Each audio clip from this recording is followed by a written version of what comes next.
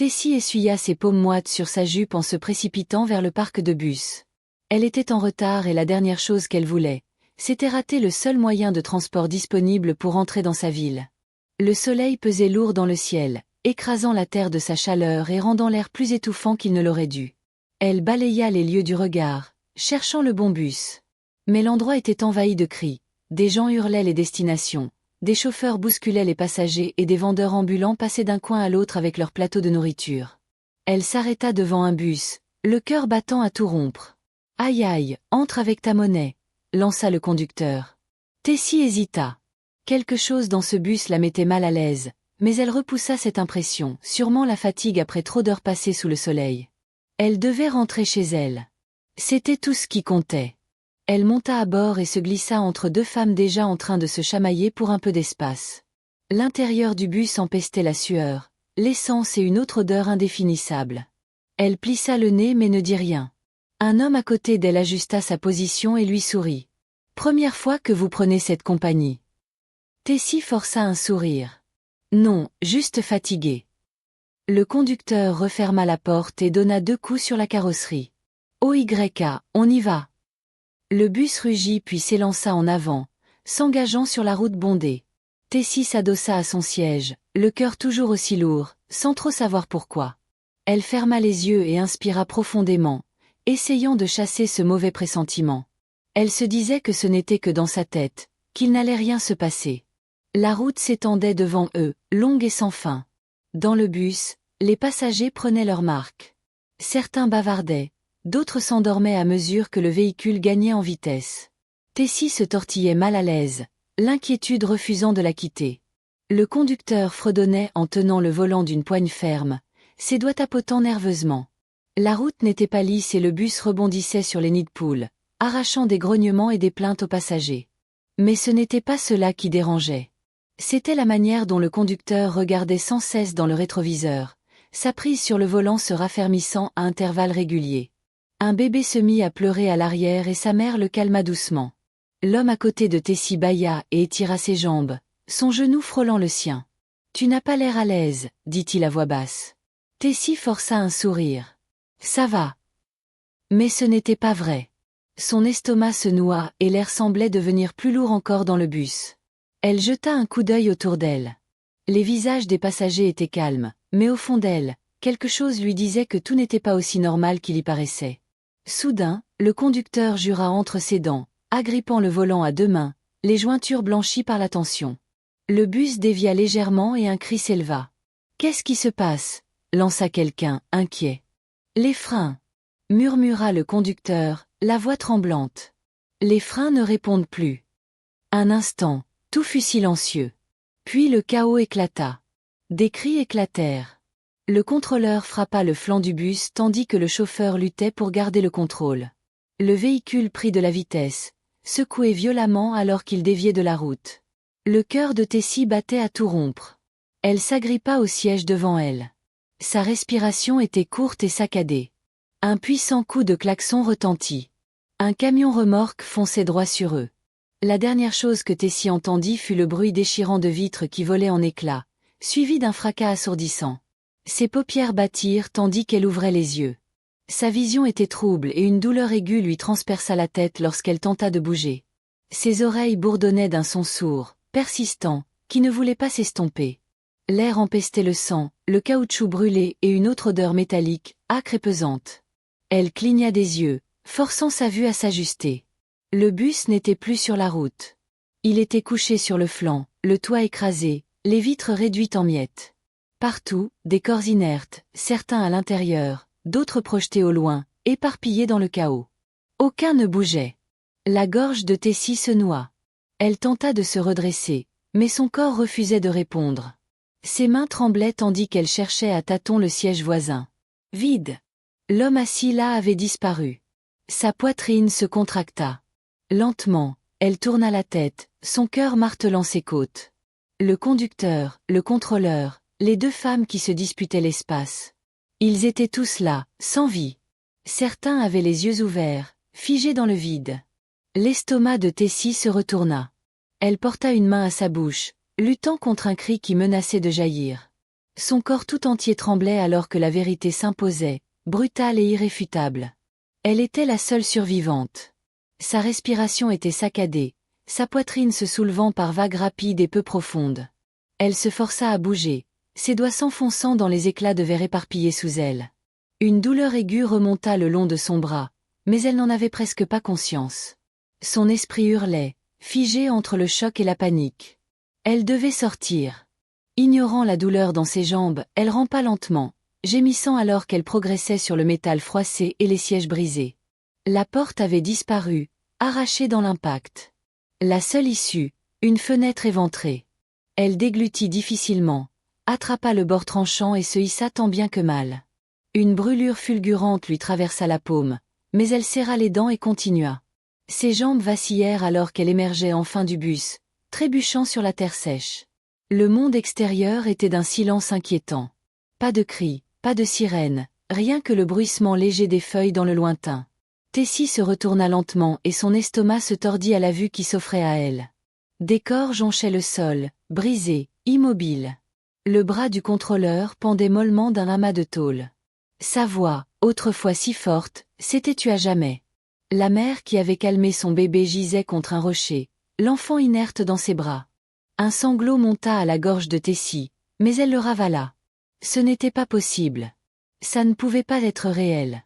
C'était forcément un cauchemar. Ses mains tremblaient alors qu'elle effleurait son visage, sentant la chaleur poisseuse du sang qui maculait sa peau. Mais ce n'était pas le sien. Une nausée montait en elle. Elle voulait hurler, courir, s'éveiller de ce cauchemar, mais elle ne pouvait pas.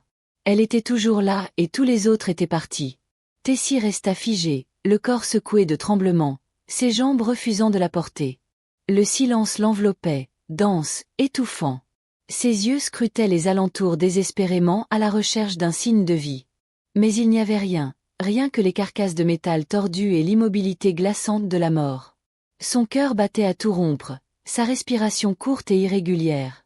Elle serra les poings, tentant de contrôler ses tremblements, mais la peur l'envahit comme une main glacée autour de sa gorge. Pourquoi était-elle la seule à avoir survécu? Elle chancela en avant, les jambes flageolantes, marchant à travers les décombres. Elle devait chercher de l'aide, mais la route était vide. Pas une voiture, pas une silhouette, rien qu'un horizon silencieux et abandonné. Les arbres bordaient la chaussée, menaçant dans leur immobilité, comme si même la nature avait déserté ce lieu. Tessie jeta un dernier regard vers le bus, vers les corps à l'intérieur, leurs visages sans vie figés dans l'éternité. Son estomac se contracta. Elle détourna les yeux, avalant péniblement pour retenir la bile qui lui remontait à la gorge. Un bruit la fit sursauter. Elle tendit l'oreille. C'était faible, étouffé. Un gémissement peut-être, un murmure rauque quelque part derrière les débris. Elle se retourna brusquement, le cœur battant la chamade. Quelqu'un était vivant. Ses jambes se mirent en mouvement avant même qu'elle n'y pense. Elle enjamba les débris, ignorant la douleur lancinante dans ses muscles, ses yeux fouillant chaque recoin à la recherche d'un survivant. Et elle le vit, le conducteur. Son corps était contorsionné contre le volant, du sang dégoulinant de son front, mais ses lèvres bougeaient faiblement. Un souffle de douleur s'en échappait. Le souffle de Tessie se coupa. Un espoir brûlant jaillit en elle. Elle n'était pas seule. Ou bien était-ce son imagination? Elle tomba à genoux à ses côtés, les mains hésitantes, tremblantes, planant au-dessus de lui, sans oser le toucher. Ses yeux étaient mi-clos, clignotant lentement. Sa respiration faible, irrégulière. « Monsieur, vous m'entendez ?» Sa voix n'était qu'un souffle tremblant. Elle posa délicatement la main sur son épaule. Un faible gémissement lui répondit. Ses doigts frémirent légèrement. Le cœur de Tessie s'emballa. Il était vivant. Mais pour combien de temps? Elle balaya les environs du regard. La route demeurait vide. Aucune voiture, aucun secours en vue. Où étaient les gens? Pourquoi personne n'était encore venu? La panique menaça de l'envahir, mais elle la repoussa du mieux qu'elle put. Elle devait agir. Ses mains se déplacèrent vers la poitrine du conducteur, cherchant des blessures. Son chemisier était trempé de sang, mais impossible de dire d'où il provenait. Sa respiration restait superficielle, sa peau froide et moite. Tessie déglutit difficilement. Elle devait trouver de l'aide. Mais où? La ville la plus proche était loin, et elle ne savait même pas dans quelle direction partir. Le laisser là, c'était le condamner. Mais rester ici sans rien faire, c'était peut-être pire. Le temps jouait contre eux. Son regard se tourna de nouveau vers les débris. Peut-être qu'il y avait quelque chose dans le bus, un téléphone, une trousse de secours, un sac, n'importe quoi. Elle hésita, puis se força à se lever. « Je reviens », murmura-t-elle, plus pour se rassurer elle-même que pour lui. Elle se détourna, le cœur lourd mais déterminé. Elle n'avait pas survécu à tout ça pour le regarder mourir. Grimpant à nouveau sur les débris, elle s'agrippa au rebord de métal tordu pour avancer. Chaque mouvement réveillait une douleur sourde. Mais elle n'y prêtait pas attention. Elle avait une mission. À l'intérieur du bus, l'air était lourd, saturé de l'odeur du sang, de la chair et du tissu brûlé. Elle s'efforça de ne pas poser les yeux sur les corps sans vie affalés dans leur siège. Son estomac se noua mais elle se força à continuer. Elle devait garder la tête froide. Un sac entrouvert attira son attention, abandonné près de l'allée. Le cœur battant, elle s'accroupit et y plongea la main, fouillant parmi les vêtements froissés et les objets éparpillés. Puis elle le sentit, un téléphone. Son souffle se bloqua. Elle le sortit précipitamment et appuya sur le bouton d'alimentation. L'écran clignota brièvement, puis plus rien. Éteint. Non, non, non, marmonna-t-elle, secouant l'appareil comme si cela allait suffire à le ranimer. Elle le glissa malgré tout dans sa poche. Peut-être que quelqu'un d'autre avait un téléphone en état de marche. Elle reprit ses recherches, inspectant poche, sac et ventre, tout ce qui pouvait contenir un espoir. Un autre téléphone. Elle appuya sur le bouton, rien. Elle le jeta de côté, ses doigts tremblants. Le temps s'écoulait, chaque seconde comptait. Un léger bruit la fit sursauter. Elle se figea, tendit l'oreille. C'était presque imperceptible. Un bruissement, un faible gémissement venant de l'arrière du bus. Elle tourna la tête, le souffle suspendu. Quelqu'un était vivant? Ou bien était-ce? Son cœur s'emballa, résonnant dans ses tempes. Lentement, prudemment, elle s'avança, marchant sur les éclats de verre et les sièges disloqués. Le son provenait d'un coin baigné d'ombre et puis elle la vit. Une petite main tremblante dépassait à peine d'un siège renversé. Tessie sursauta puis se précipita. En se baissant, elle découvrit une fillette recroquevillée sur le sol, son corps minuscule pressé contre le métal, sa robe tachée de sang. Mais était-ce le sien ou celui d'un autre? Ma chérie, murmura Tessie en s'approchant doucement. Tu m'entends? La petite sursauta mais ne répondit pas. Ses grands yeux pleins de peur la fixaient, des larmes traçant des sillons sur ses joues poussiéreuses. Le cœur de Tessie se serra. Elle paraissait si petite, si fragile. Tout va bien, dit-elle d'une voix douce. Je ne vais pas te faire de mal. On doit sortir d'ici, d'accord? L'enfant ne bougea pas, puis lentement, elle tendit une main vers Tessie. Ses doigts étaient glacés, tremblants. Tessie les prit dans les siens, les serra doucement pour la rassurer. Elle avait cru être seule, mais cette main dans la sienne changeait tout. Elle ne se battait plus seulement pour elle-même. Tessie resserra sa prise, sentant les petits doigts d'Amora vibrer contre les siens. La peur dans les yeux de l'enfant reflétait celle qui grondait dans sa propre poitrine, mais elle se força à rester calme. « Comment tu t'appelles » demanda-t-elle en écartant une mèche de cheveux emmêlée du front de la petite. L'enfant hésita, ses lèvres tremblaient. Puis, dans un souffle presque inaudible, elle murmura. « Amora !» Tessie avala difficilement. « Amora, on doit sortir d'ici. Tu peux marcher ?» Amora hocha timidement la tête, mais lorsqu'elle essaya de se lever, elle grimaça, portant une main à sa jambe. Tessie comprit aussitôt. « D'accord, je vais te porter, » dit-elle en s'agenouillant. « Accroche-toi à mon cou. » La fillette hésita un instant, puis entoura ses petits bras autour du cou de Tessie. Elle la souleva avec précaution, retenant un gémissement lorsque la douleur déchira ses muscles meurtris. Mais elle n'avait pas le droit de faiblir. Pas maintenant. Les débris craquaient sous ses pas alors qu'elle avançait lentement, l'enfant blotti contre elle. Chaque mouvement était un effort. Chaque pas plus lourd que le précédent. Mais elle continuait. Elle devait les sortir de là. En franchissant la sortie éventrée du bus, le vent la frappa de plein fouet, froid, tranchant, silencieux. Et soudain, elle s'arrêta. Le conducteur, elle l'avait presque oublié. Elle tourna rapidement la tête vers l'endroit où elle l'avait laissé. Son cœur se serra. Il n'était plus là. Le souffle de Tessie s'interrompit. L'endroit était vide, hormis une tache sombre et humide, là où son sang avait imbibé le sol. « Où est-il » murmura-t-elle, plus pour elle-même que pour Amora. La petite fille enfouit son visage dans son épaule, trop terrifiée pour regarder. Les yeux de Tessie balayèrent l'obscurité, l'angoisse renaissant dans sa poitrine. Quelque chose n'allait pas, aucune trace, aucun mouvement. Rien que les débris, les morts et le silence étouffant de la nuit qui s'installait lentement autour d'elle, s'infiltrant dans chaque recoin. Puis un froissement venu des arbres.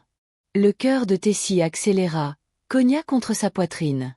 Y avait-il quelqu'un ? Bonjour, lança-t-elle, la voix tremblante. Silence. Elle fit un pas en arrière, les jambes instables.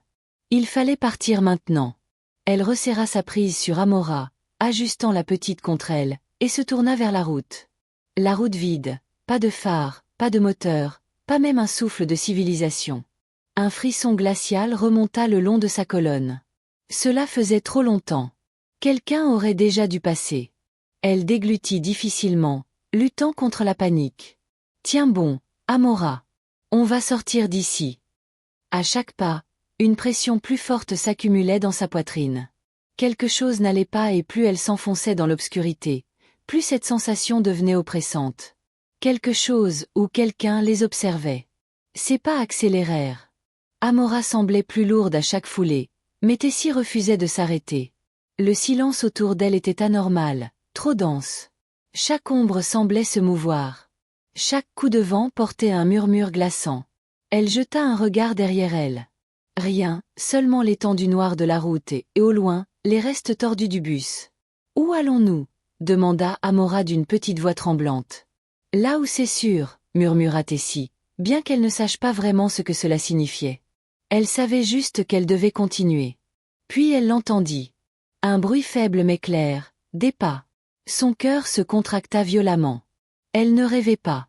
Quelqu'un les suivait. Elle serra Amora contre elle, le regard fixe, l'esprit en ébullition. Courir à l'aveugle. Non, elle devait savoir. Elle se retourna lentement, la respiration haletante, et elle le vit. Une silhouette grande, immobile là-bas, juste à la lisière de la lumière lunaire. Les traits étaient invisibles, noyés dans l'ombre, mais la posture, la présence, étaient indéniables. La gorge de Tessie se noua. Son corps tout entier hurlait de fuir mais ses jambes restaient figées. La silhouette avança d'un pas, puis d'un autre. Le sang de Tessie se glaça. Peu importe qui ou quoi c'était, cela se dirigeait vers elle. Enfin, ses jambes réagirent. Elle fit volte-face et se mit à courir, serrant Amora contre elle. La petite gémit, s'agrippant à sa chemise, son visage caché dans le creux de son cou. Derrière elle, les pas se rapprochaient. Lourds, réguliers, inéluctables. Les poumons de Tessie brûlaient mais elle refusait de ralentir. La route s'étirait devant elle, vide comme un couloir sans fin. L'espoir semblait s'effriter à chaque foulée. Puis une voix s'éleva, calme, trop calme. « Arrête de courir !» Le cœur de Tessie se serra. Elle n'osa pas se retourner. « S'il te plaît » reprit la voix, plus proche maintenant. « Je ne te veux aucun mal. » Quelque chose dans ce ton. Ce n'était pas une menace. C'était presque suppliant. Elle ralentit légèrement, hésitante. Et si ce n'était pas un danger ? Et s'il pouvait les aider ? Mais chaque fibre de son être lui criait de ne pas s'arrêter. « Qui êtes-vous » lança-t-elle sans s'arrêter. Silence. Puis à nouveau la voix, comme un murmure dans le vent. « Tu as survécu. » Un frisson glacial descendit le long de son dos. La manière dont il l'avait dit, ce n'était pas une observation. C'était une certitude, comme s'il le savait déjà, comme s'il l'avait attendu. Elle risqua un coup d'œil par-dessus son épaule. La silhouette était toujours là, figée dans l'ombre, mais cette fois elle vit quelque chose de plus. Une lueur faible mais bien réelle dans les yeux de l'inconnu. Ce n'était pas un simple reflet, c'était autre chose. Un éclat qui n'avait rien d'humain. Amora se blottit contre elle, enfouissant davantage son visage dans son cou. « J'ai peur » murmura-t-elle. Tessie serra plus fort l'enfant puis se força à avancer de nouveau, d'abord lentement puis plus vite. Dès qu'elle tourna le dos à la silhouette, elle entendit à nouveau les pas. Cette fois, ils étaient plus pressants, plus proches. Elle voulait crier à l'aide. Mais qui viendrait ? Il n'y avait personne. Personne sauf lui. S'il te plaît, dit encore la voix, toujours posée. Tu ne comprends pas. Tessie courait désormais, son esprit inondé de questions, d'images, de peurs brutes. Mais une pensée revenait sans cesse. Comment savait-il qu'elle avait survécu? Son pied heurta une pierre. Elle trébucha, manqua de tomber, réussit à se rattraper de justesse. Elle tourna légèrement la tête et il était là, plus proche. Et pour la première fois, la lumière de la lune révéla une partie de son visage. Le souffle de Tessie se coupa.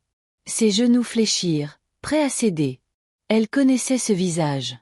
Elle l'avait vu. Elle en était sûre. Mais c'était impossible. La dernière fois qu'elle l'avait regardé, il était affalé sur le volant du bus, sans vie, le corps brisé, le visage maculé de sang. Le sang de Tessie se glaça. Ses jambes se figèrent, incapables de répondre à l'alarme hurlante dans son esprit. Devant elle se tenait cet homme ou ce qu'il en restait. Son visage, à moitié caché dans l'ombre, n'avait presque rien changé. C'était lui, le conducteur. Le même qu'elle avait trouvé inerte, les yeux clos, le souffle absent. Et pourtant, il était là, debout, vivant, la fixant. Amora s'agrippa plus fort, sa petite voix brisant le silence. Tessie, il était dans le bus. La gorge de Tessie se serra. Elle aurait voulu la rassurer, lui dire qu'elle se trompait, mais elle ne pouvait pas. Elle aussi l'avait vu. Elle aussi savait. Son instinct hurlait de fuir, mais son corps refusait de bouger. Comment? Comment tu es là? Parvint-elle à articuler, la voix rauque. Le conducteur fit un pas de plus. Cette fois, elle vit ses yeux clairs, brillants, mais il y avait autre chose. Une lueur étrange, presque inhumaine, qui la mit encore plus mal à l'aise. Tu n'étais pas censé survivre, dit-il d'une voix douce. Le cœur de Tessie explosa dans sa poitrine. Ce n'était pas une question, c'était une certitude, une affirmation glaciale, tranchante comme une lame. Quelque chose clochait. Elle recula d'un pas, tenant Amora fermement contre elle comme un bouclier fragile. « Qui es-tu » demanda-t-elle, la voix tremblante. L'homme pencha la tête légèrement, comme s'il l'observait, la décortiquait. Puis, sans prévenir, il sourit. Et Tessie sentit une terreur pure s'abattre sur elle, glaciale, irrationnelle. Ce n'était pas un simple sourire. C'était le même sourire, celui qu'il lui avait adressé lorsqu'elle était montée dans le bus, bien avant que tout ne bascule. Le même sourire, identique, inexplicable. Elle comprit à cet instant précis que ce qui l'entourait n'était pas entièrement du domaine du réel.